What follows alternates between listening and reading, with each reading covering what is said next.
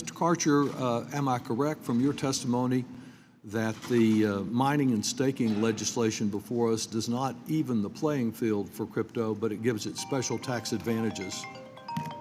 That's right. Under current law, as affirmed by the tax court last week, those rewards are taxable when earned. And is there any doubt that, as you pointed out, not just this legislation, but combined with the Clarity Act, legislation that the crypto industry has invested literally tens of millions of dollars to gain approval for, that the goal is to strengthen and expand the crypto industry?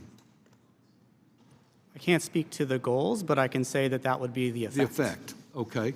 And as far as effects, your written testimony lays out how the legislation that's before us could set up another multi-billion-dollar taxpayer bailout of the type we had a few years ago that I opposed. Would you just walk us through how crypto could become kryptonite for our economy?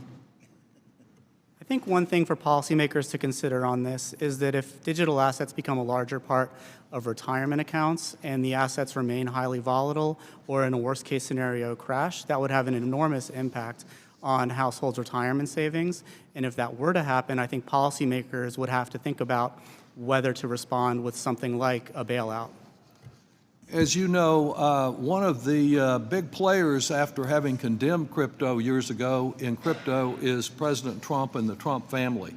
The Wall Street Journal has indicated that World Liberty Financial, just one of the family's crypto ventures, has put at least $1.2 billion in cash into the Trump family's pockets in the last 16 months.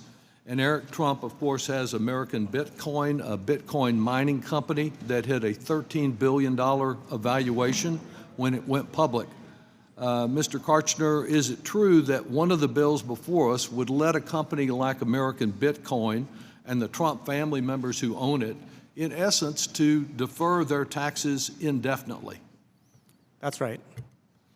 And does this provision that you've discussed as far as illicit finance, what we know to have been the experience with Bitcoin, Binance, I guess, allegedly having helped Hamas, Hezbollah, Iran's Revolutionary Guard, and others move so much money, $1 billion, I believe, across its platform, tens of millions to it after October 7th itself? That's right. That's right.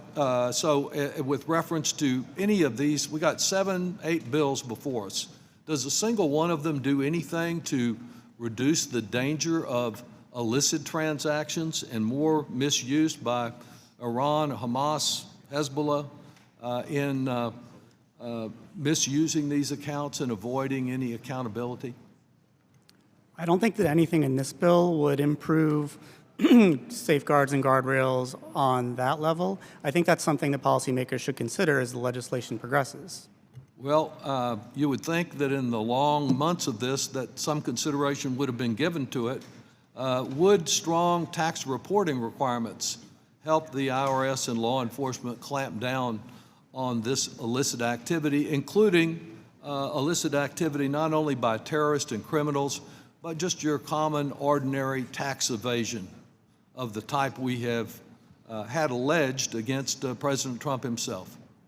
Yeah, tax reporting and collection can absolutely reduce the risks of tax evasion or illicit activities, and I think that there's more to be done here.